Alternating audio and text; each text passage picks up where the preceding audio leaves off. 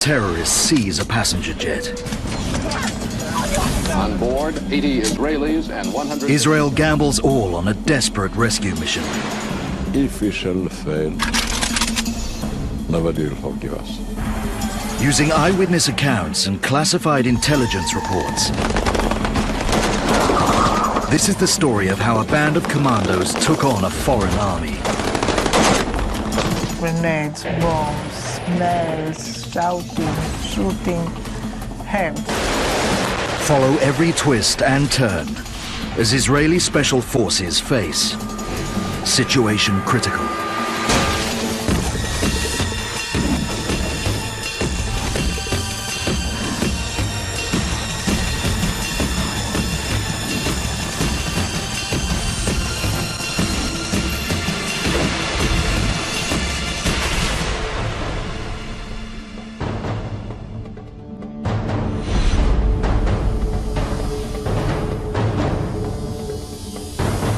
Europe, Greece, Athens.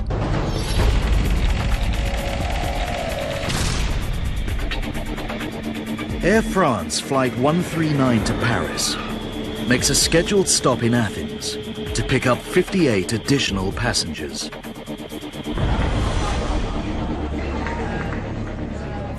Four of them travel on fake passports. They have no intention of going to Paris.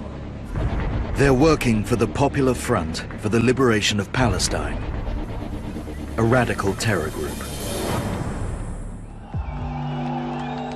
The PFLP is one of several anti-Israeli factions set up to regain land lost to the Jewish state during the Six-Day War of 1967.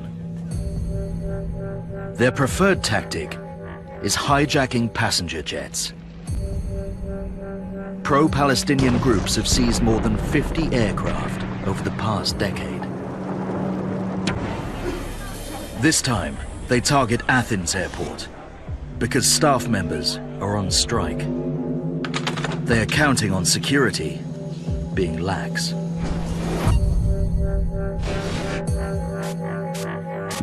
The gamble pays off. The terrorists board Flight 139, which departed from Tel Aviv in Israel earlier today. There are 246 passengers on board, many of them Israeli. When the plane reaches cruising altitude, the seatbelt sign goes off. That is the terrorists' agreed signal to strike.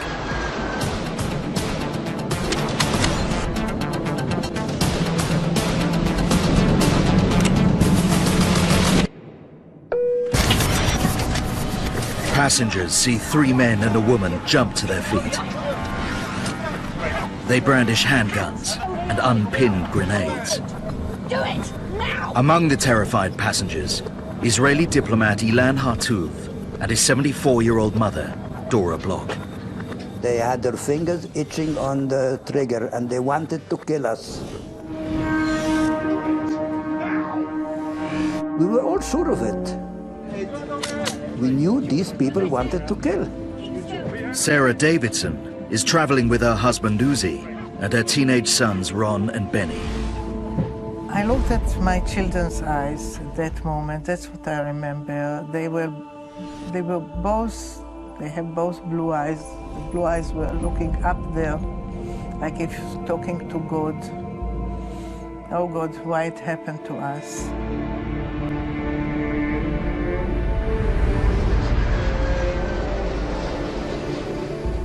A hijacker storms into the cockpit. He orders the pilot to set the plane on a different course and to kill all radio contact. Air traffic control alerts Israel. Flight 139 has been hijacked.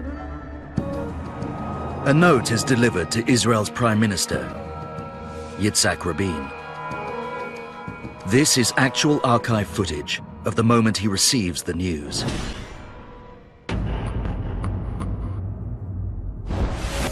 Rabin makes sure one man gets word straight away.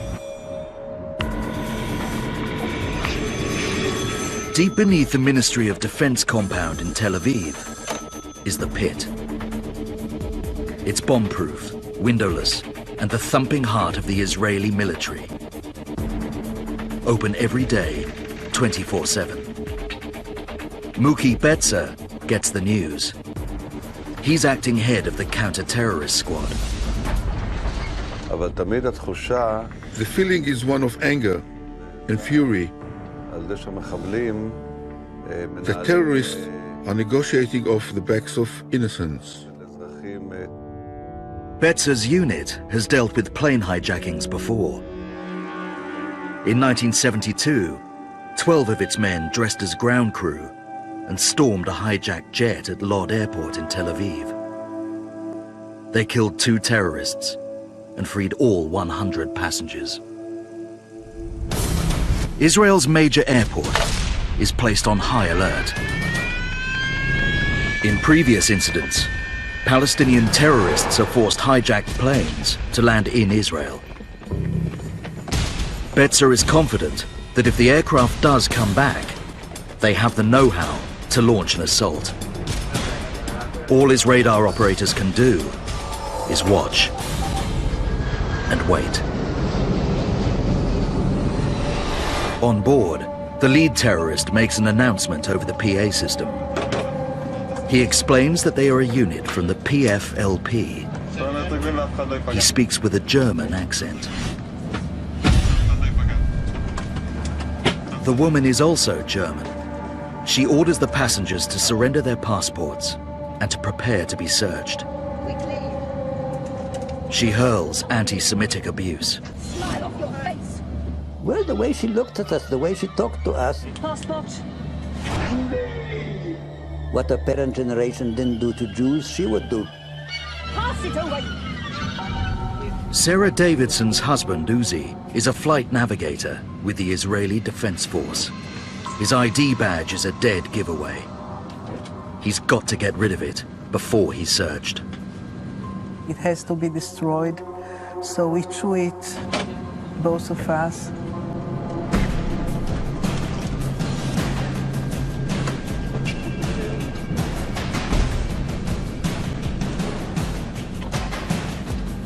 They squeeze the chewed up pieces of badge into a used cola can. Passport. Come on, where is it? With seconds to spare.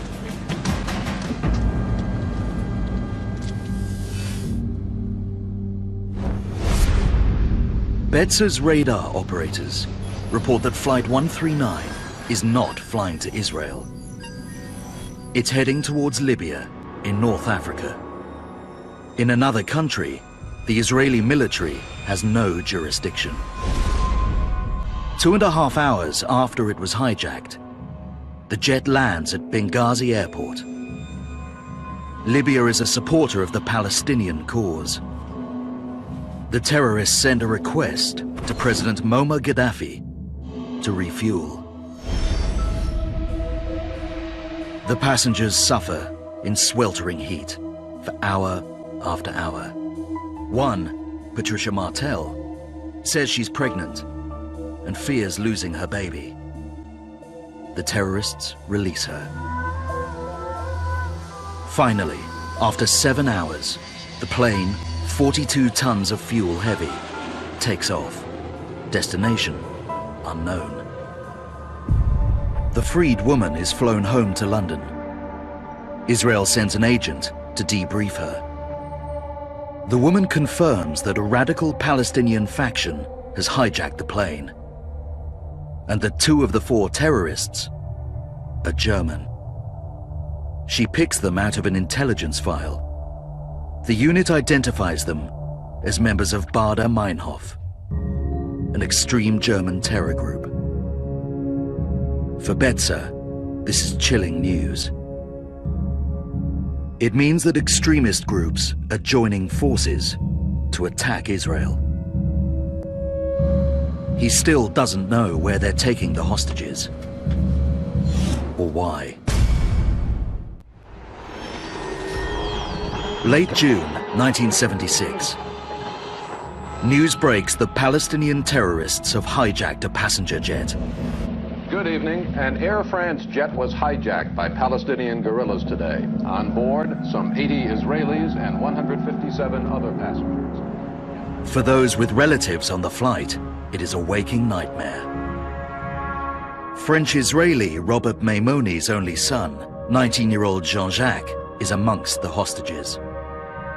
It was the worst hour of my life. I didn't know what to do. I asked myself, what could I do? But I couldn't get an answer.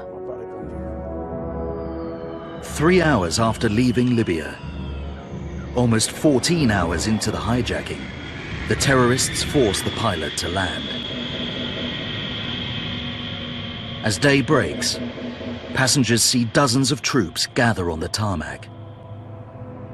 At midday, a further 9 hours into the ordeal, they're herded to a disused terminal building.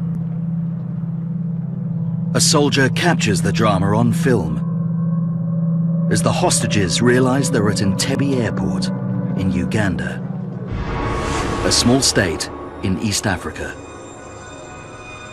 Entebbe has been chosen carefully by the terrorists. It's 2,000 miles from Tel Aviv, a distance which should keep it safe from Israeli commandos. Uganda is ruled by dictator Idi Amin. Uganda, waye! He's famed for being eccentric and unpredictable. Amin arrives at the airport with Ugandan media in tow.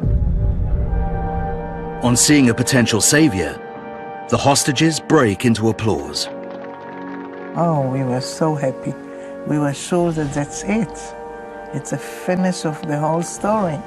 Because Idi Amin, all of us knew, is a very, very great friend of Israel. What most hostages don't realize is that Amin has changed his allegiances. At one time, he enjoyed close ties with Israel. Then, in 1972, Israeli Premier Golda Meir refused to provide aircraft for Amin to attack neighboring Kenya. Amin responded by pledging his allegiance to the Palestinian cause. Israel is being challenged by terrorists and an entire army. Fortunately, it's an army that acting head of the counter-terrorist unit, Muki Betsa, knows well.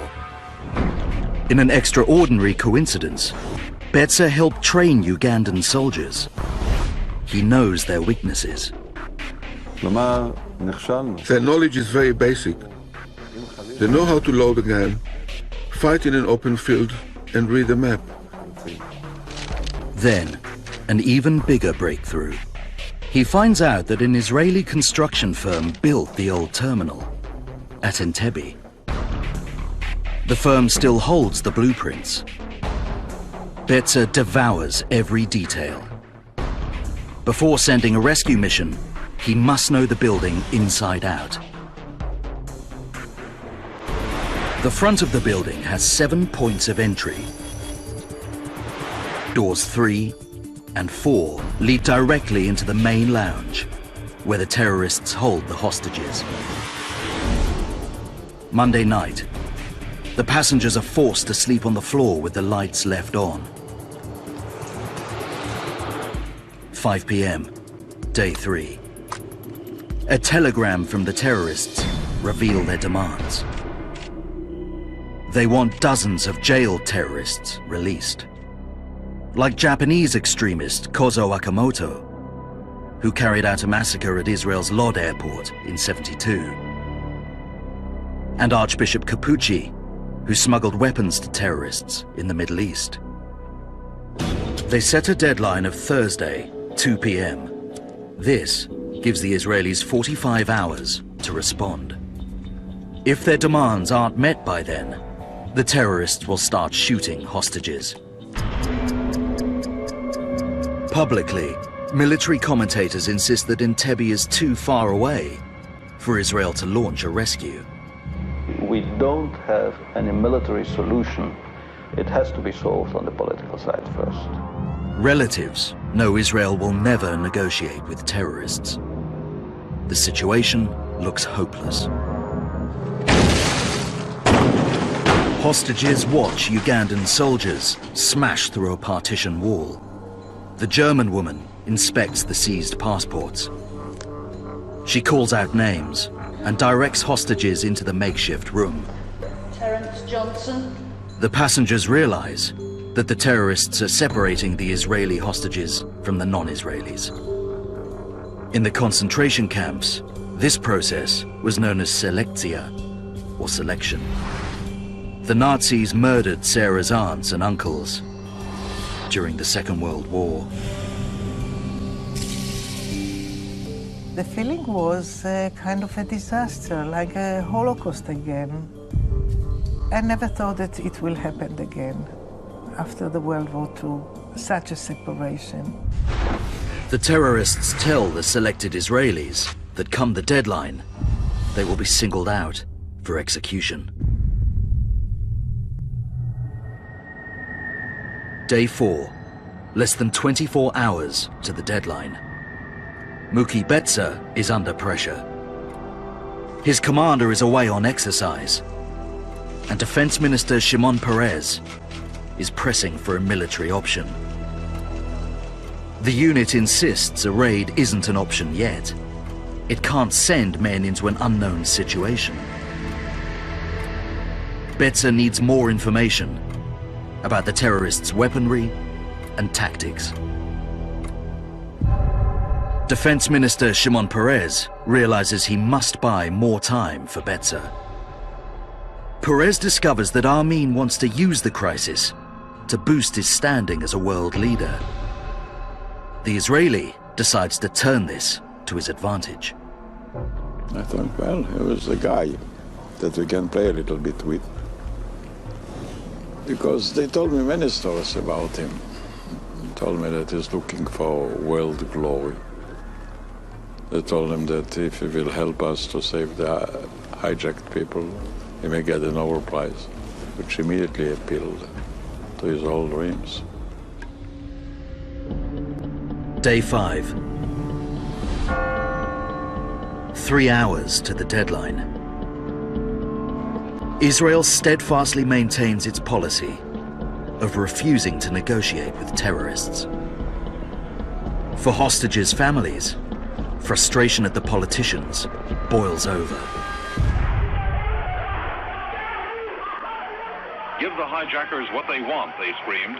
Just let our loved ones come back alive. Robert Maimoni joins the campaign, urging Israel to give in to the demands. I always hoped that for that price, we could get our son back alive. The terrorists move the Israeli hostages back to the main terminal.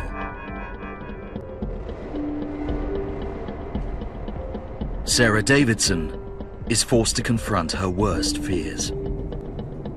The worst thing is if they take my children from me. If they will take them, I don't know, I could kill them with my hands.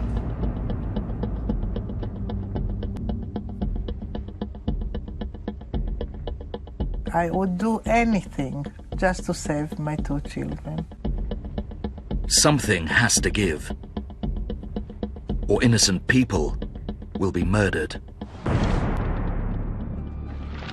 It's minutes until the deadline, when Palestinian terrorists will execute Israeli hostages. The world watches, listens, and prays. In Jerusalem and throughout Israel, Jews were saying special prayers for the safety of the hostages. The families of the hostages take matters into their own hands. They descend upon the Tel Aviv office of Premier Yitzhak Rabin and make a demand of their own. Time was running out, and the fear, anxiety of the relatives of the Israeli hostages spilled out into an angry outpouring of emotion. For Israel's politicians, the pressure is intolerable. With no military option, they announce a U-turn which stuns the world. It will give in to the terrorists' demands. The Israelis are frustrated and resigned. Frustrated because there's nothing they can do to influence the situation except give in to the hijackers, and resigned to doing just that. The news comes as a massive relief for the hostages' families. But they, like the rest of the world, are being tricked by the Israeli government. I have the highest respect for the feelings of the parents. But deep in my heart, I didn't have the slightest hesitation that it is either to release them by force or to lose them. Idi Amin believes he's forced the Israelis to back down. In his own mind, he's negotiated a peaceful resolution which will earn him the respect of the world. He persuades the terrorists to extend the deadline to Sunday, 1 p.m., in 72 hours' time. Then, Israel's bluff pays off beyond their wildest dreams. Those pro-Palestinian extremists who hijacked an Air France jet to Uganda released 100 hostages today before a deadline for death expired. In a move that piles even more pressure on Israel, the terrorists release all of the non-Israeli hostages. But for Mookie Betzer, it's a breakthrough. He knows the released hostages can provide the precise intelligence he needs. That moment I was very emotional. I said, wow, they've made a great mistake. The eyewitnesses rack their brains to summon every morsel of crucial intelligence. Betzer learns there are at least 6 terrorists. They work in shifts, with 2 off-duty in a first-class lounge at any one time. Each carries a machine gun. Some carry explosives. There is another crucial piece of information. Each night, at midnight, the hostages are ordered to lie down on straw mattresses, and by 1 a.m., most sleep. The pressure is on the counter-terrorist unit to come up with a rescue plan. Yoni Netanyahu returns from an exercise to take control. With Betzer and Air Force Squadron leader Josh Shani, they spend hours thrashing out the details of a rescue mission. It's called Operation Thunderbolt. It's one of the boldest, most audacious missions ever attempted. The plan has 3 critical stages. Each man plays a critical role.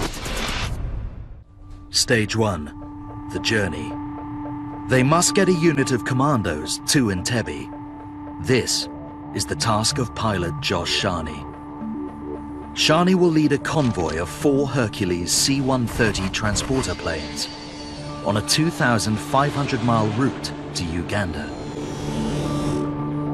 Entebbe Airport consists of 2 terminals. The hostages are being held at the old terminal to the east. 2.4 kilometers to the west is the new terminal. The plan is for the 4 Hercules to use the cover of night to land undetected on this runway. Shani must land first. The other 3 Hercules will touch down 7 minutes later with backup and supplies. Shani has been warned that the runway lights will most likely be off. In other words, he must land virtually blind. This maneuver isn't in the handbook. Now, can you imagine that if the terrorists will be alert, they can start shooting, they can kill everybody in 5 minutes? Stage 2, the transfer. Once the lead Hercules lands, 30 commandos must get to the doors of the terminal in total secrecy. It's a 2-kilometer journey. Over 100 Ugandan soldiers stand guard on the tarmac, outside the terminal, and on the control tower. Mookie Betzer comes up with an outrageous idea. They plan to get from the Hercules to the terminal by posing as a Ugandan military escort. Betzer recalls how Amin and his army chiefs are driven about in large black cars, pursued by military jeeps. Ugandan soldiers live in terror of Amin and his generals. When they see such an escort, they let it pass unchallenged.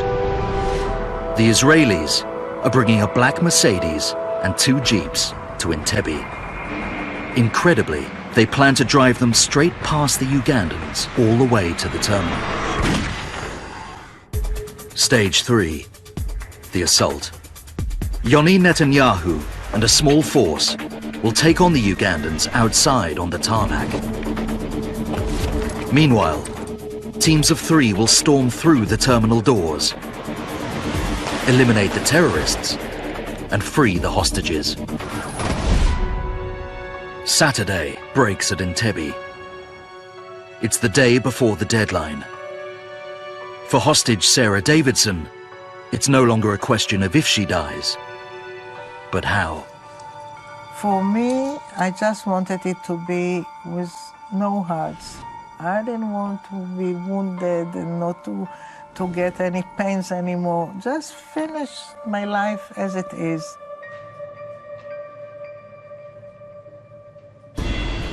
She doesn't know that a unit from the Israeli army is on its way. 23 hours to the deadline, an armada of 4 Hercules C-130 planes takes off from Israel. They are embarking on the 2,500-mile, 9.5-hour flight to Entebbe, Uganda. Operation Thunderbolt is underway. I knew personally that my head is at stake. If it will fail, everybody will agree that I'm responsible. But if the soldier is risking his life, how about the leader? He should also risk his career. So I felt myself like a soldier. The convoy must first make it all the way to Entebbe. It is a journey fraught with danger. The route down the Red Sea takes them within radar range of 3 countries who in 1976 are enemies of Israel: Egypt, Saudi Arabia, and the Sudan.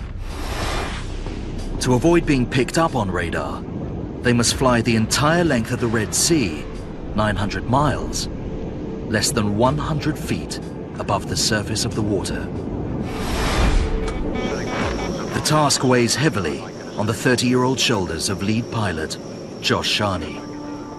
I said, this is it now, this is it. To do it or to be written in the history as the greatest failure in Israeli Air Force, an Israeli military operation. At Entebbe, an ambulance removes ailing 74-year-old Dora Block to a hospital in Kampala, 22 miles away. Her son Ilan is forced to remain behind.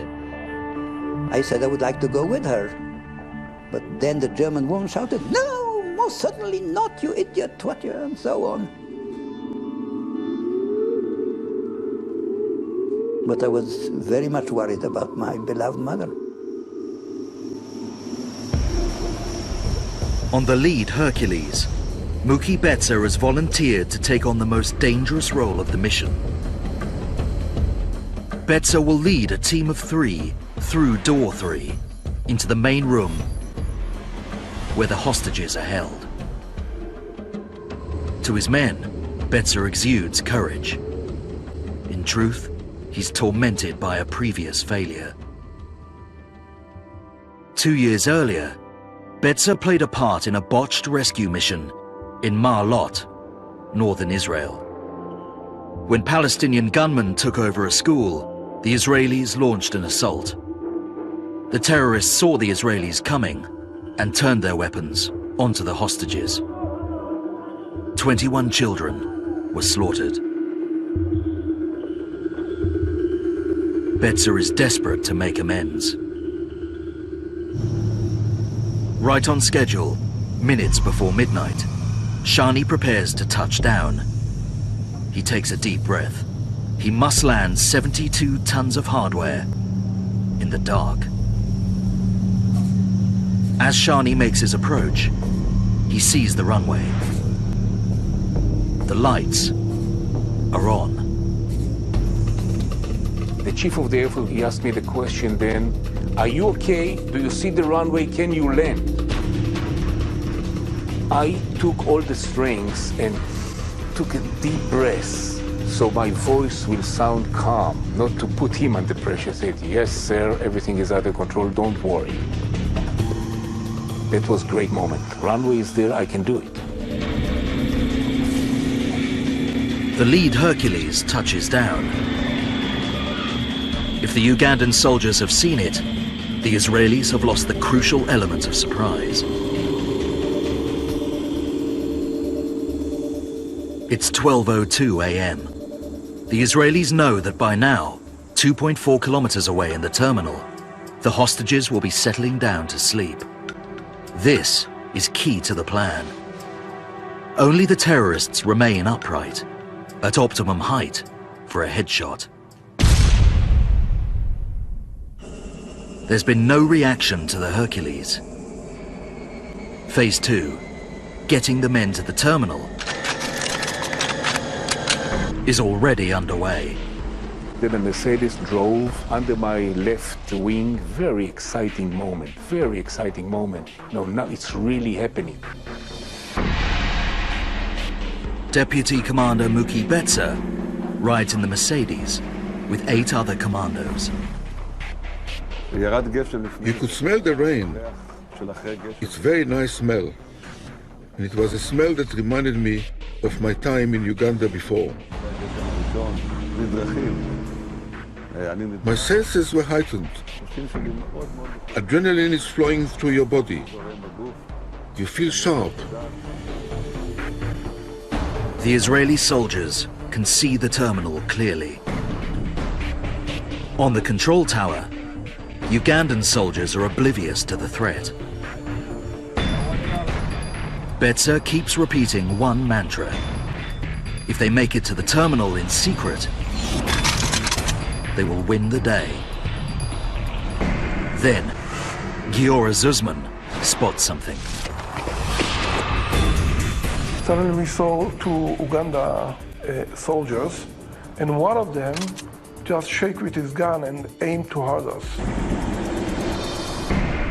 Betzer knows from his days in Uganda that this gesture is standard military practice. On seeing an escort, a soldier raises his gun and shouts, "Advance." Betzer tells his colleagues to ignore the Ugandan soldier and to focus on the terminal. I can see the route in front of me. I understand this is it, that we have already succeeded in our mission. In less than 30 seconds, we're already through the doors. But Yoni Netanyahu is unit commander. He overrules Betzer and orders Giora to help him eliminate the soldier. Okay, you have to kill them. It's trying to interrupt us. And let's do it, and let's continue what we have to do. Yoni and myself, we have pistols with silencer.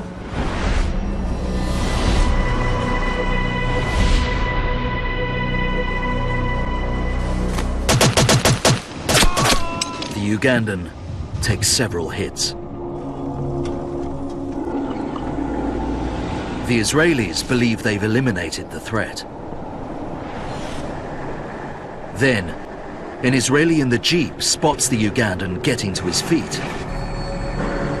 They fail to kill him. The Israeli aims his Kalashnikov. The machine gun doesn't come with a silencer. The sound reverberates throughout the airport. They've lost the element of surprise.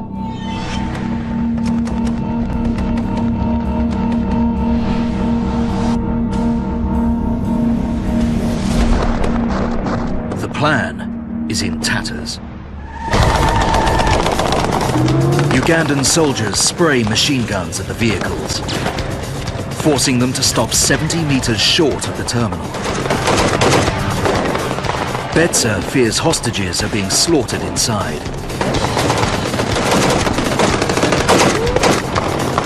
This is situation critical.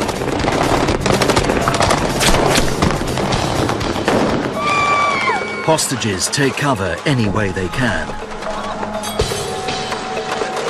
One of them, Ilan Hartuv, comes face to face with a terrorist gun. Betzer makes it to the control tower.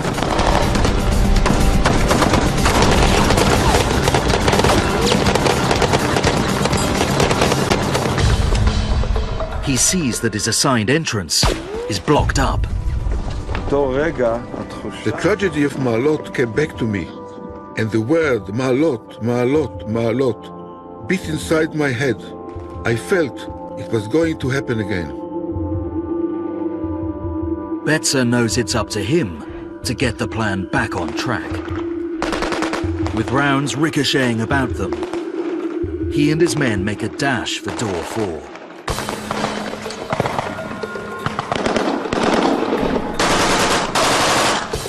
Inside, Ilan Hartuv stares down the barrel of a terrorist gun. I was sure he was going to shoot at us. Had his finger on the trigger. A bullet sends the hostages diving. It's come from Betzer's break-in team.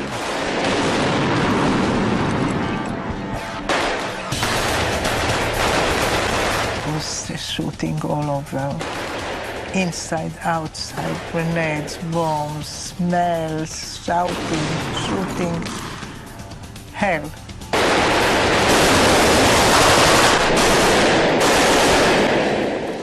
For a second, silence. He knows more terrorists lurk in this room. Giora Zuzman leads his break-in team through door 5 towards a first-class lounge where off-duty terrorists rest. They encounter 3 Ugandan soldiers.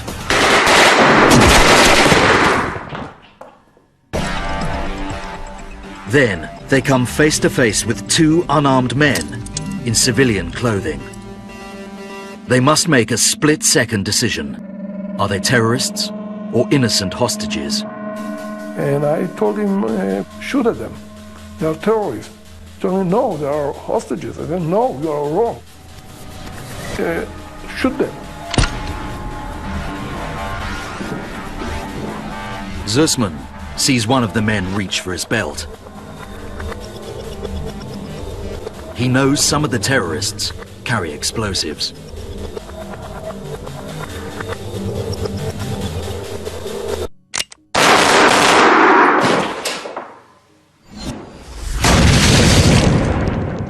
On the tarmac, Yoni Netanyahu and his men are struggling to gain the upper hand.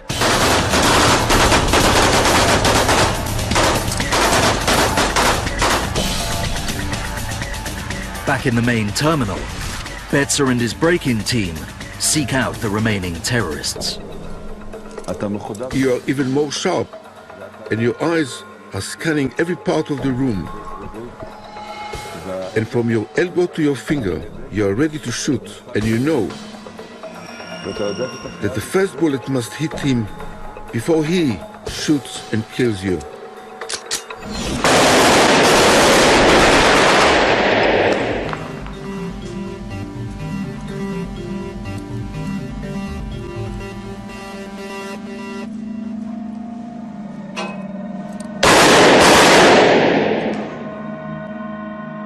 And then it was a moment of quiet.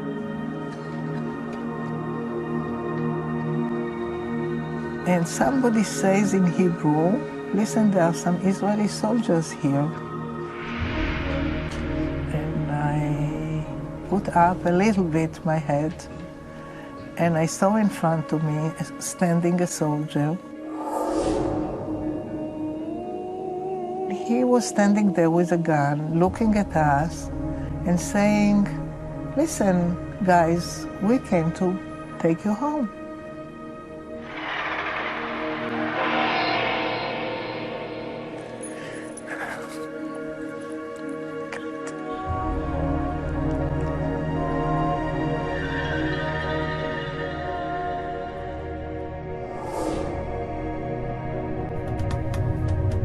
The smoke clears in the corridor leading to the VIP room. The last 2 terrorists are dead. The bullets that killed them only partially detonated their explosives. Zussman and his colleague are uninjured. The Israelis have killed all 6 terrorists and secured the terminal. But their mission is far from complete. The Ugandans still control the apron.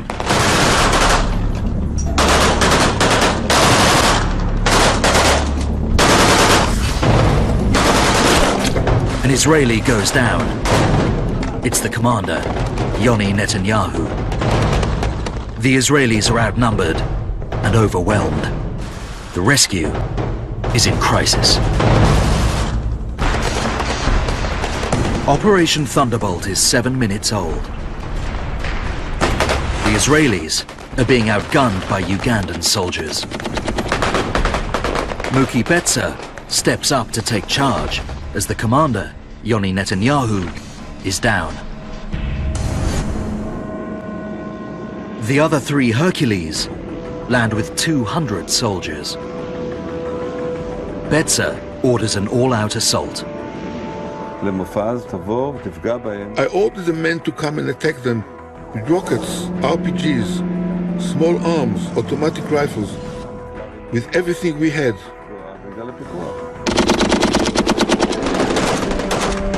The Israelis crush the resistance.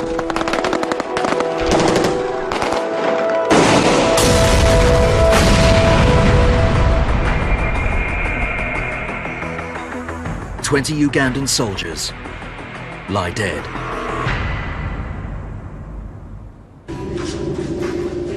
Inside the terminal, soldiers ready the hostages to leave. But one man faces a horrendous dilemma. Ilan Hartuv knows if he leaves, it'll mean abandoning his elderly mother, who's 22 miles away, in a hospital in Kampala. I knew I had to leave, that I would be killed. No use sacrificing myself. I couldn't help my mother. I only hoped they would find a way to save her, to do some trading with Idi Amin and to save her. 59 minutes after pilot Josh Shani landed the first Hercules, the convoy takes off with the freed hostages. It was one of the greatest moments of my life because you know we did it. The hostages are free. They're flying home. News of the rescue breaks while the planes are still flying back to Israel. This is Israel broadcasting from Jerusalem. Here is a special news broadcast.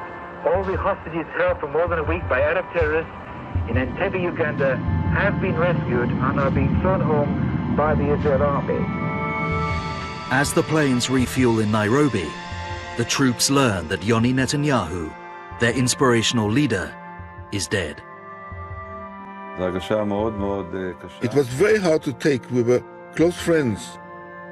I lost not only a commander, but a close friend. It was on the very rare occasions in my life that I had some tears in my eyes.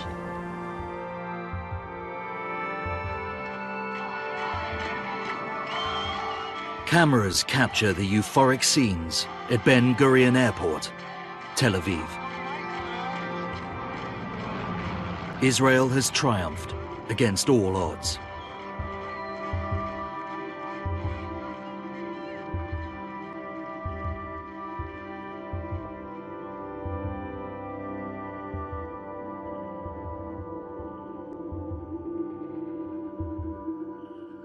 Robert Maimoni struggles to track down his only son, Jean-Jacques.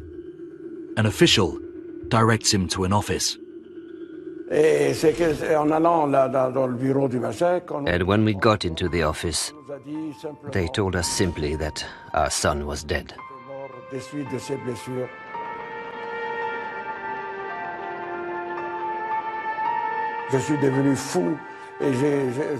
I went crazy, and I was hurling myself at the officials to ask them why Why did you hide the truth from us? Why didn't you tell us the truth from the start? Although they knew that he was dead, before they transported him, he was already dead. Jean-Jacques Meimouni was shot dead at Entebbe. Betzer and his men mistook him for a terrorist. Here occurred a tragic situation where in his enthusiasm that the army had arrived, he jumped in happiness, but it was a horrible accident. I must add that up until today, the pain that we have had, myself and my wife and my 5 daughters, has shadowed us with great sadness for 30 years.